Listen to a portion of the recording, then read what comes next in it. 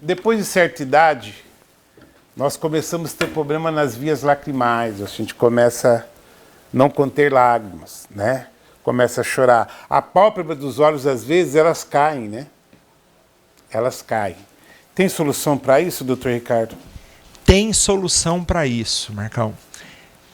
A cirurgia para reconstrução das vias lacrimais, né? Quando a gente tem aí o paciente que, às vezes, por algumas razões, de que você tem o entupimento dessa, né, a obstrução das vias, então a gente tenta fazer primeiro, antes da cirurgia, né, a sondagem, né, para desobstrução. Quando a gente não tem sucesso, por uma série de motivos, aí sim a cirurgia é importante, né, para que a dacriocistorrinostomia, o nome da cirurgia. Que nome, é o nome. Que nome? Né? Onde a gente recria o canal lacrimal. Cirurgia muito interessante. E, como você disse, as pálpebras, tanto a pálpebra superior quanto a pálpebra inferior.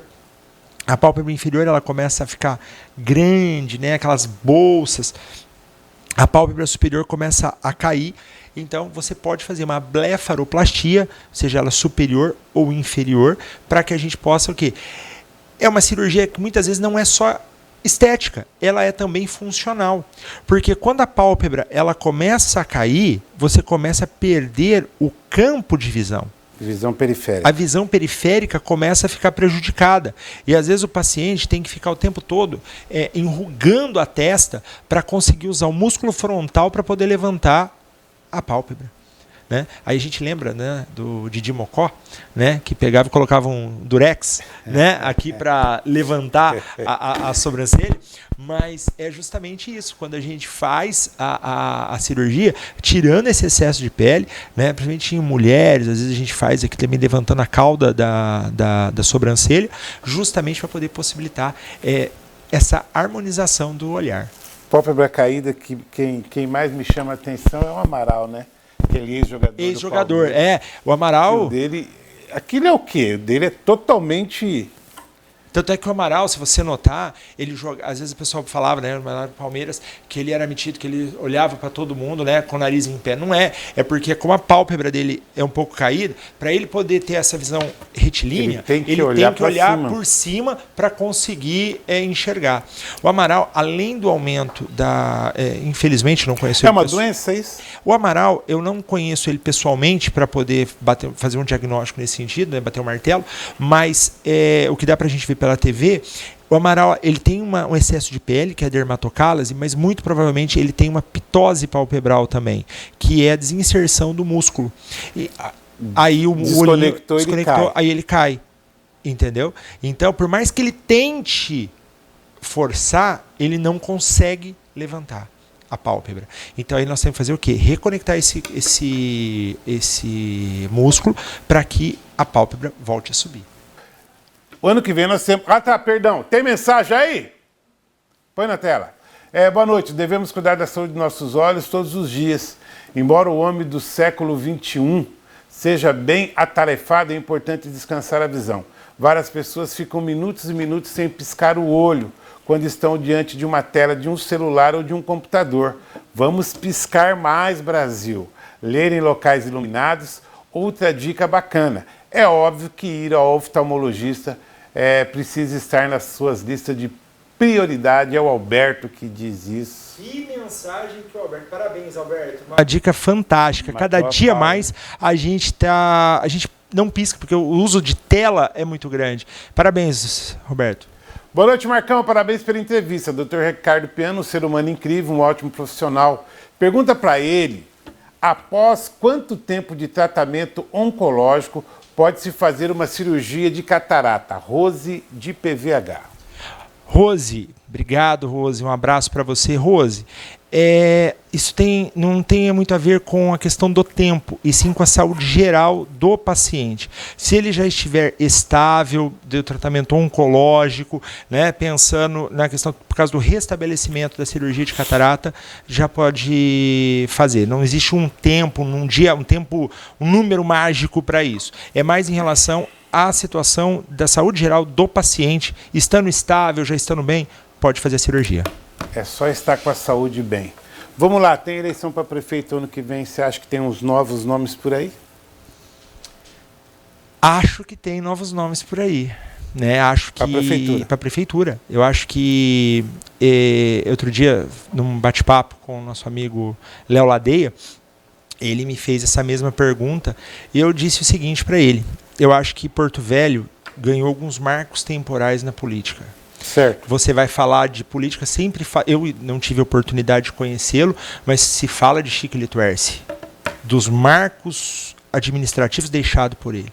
E o Dom Chaves entra nesse rol dos políticos que estão deixando marcas positivas na prefeitura de Porto Velho.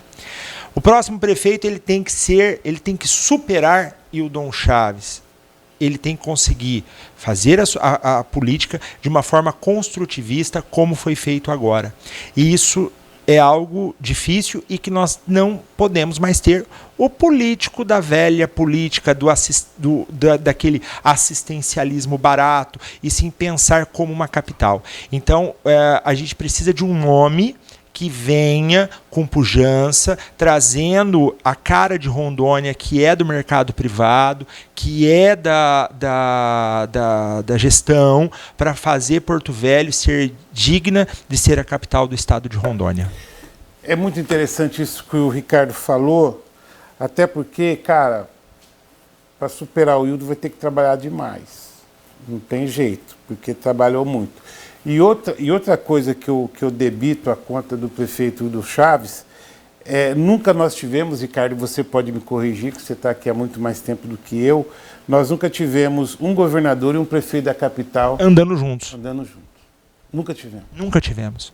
Então, são situações, e hoje a gente pode colocar aqui grande parte do sucesso também ao governador Marcos Rocha, ao trabalho que o Wildon fez com a bancada federal. Você vê, e o Wildon desprovido de vaidades ontem, lá na demolição da rodoviária, junto com a Mariana, que foi quem ainda ex-deputada federal, que alocou recursos para a construção da rodoviária. Você teve ao longo da semana entregas de veículos, entregas de materiais, e o Wildon, junto com o deputado que colocou o recurso. Ele não olha para o partido na hora de pensar na capital. É hora de pensar na capital. Então são situações como essa que você começa a ver que a política ela tem que ser.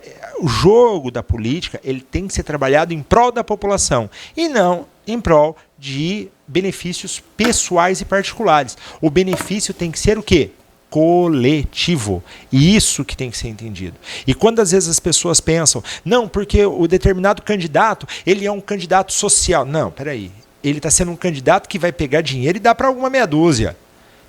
E não quem que vai pensar... Não é socialismo. Não é um socialismo barato. Então, nós temos que ter um prefeito que vai pensar na mobilidade urbana de Porto Velho, que hoje Porto Velho nós temos 3 grandes centros que estão desconectados. Nós temos que ter um prefeito que vai pensar na revitalização do centro de Porto Velho, porque a nossa 7 de setembro está morrendo. Nós temos que ter um prefeito que vai pensar no reposicionamento turístico e do ponto de vista de receptivo para a capital Porto Velho. Nós temos que ter um prefeito que vai pensar na questão dos modais de transporte, da questão hidroviária do nosso Rio Madeira, de conexão com a BR-364 e a BR-319. Isso, e o aeroporto. São situações que o próximo prefeito tem que estar antenado.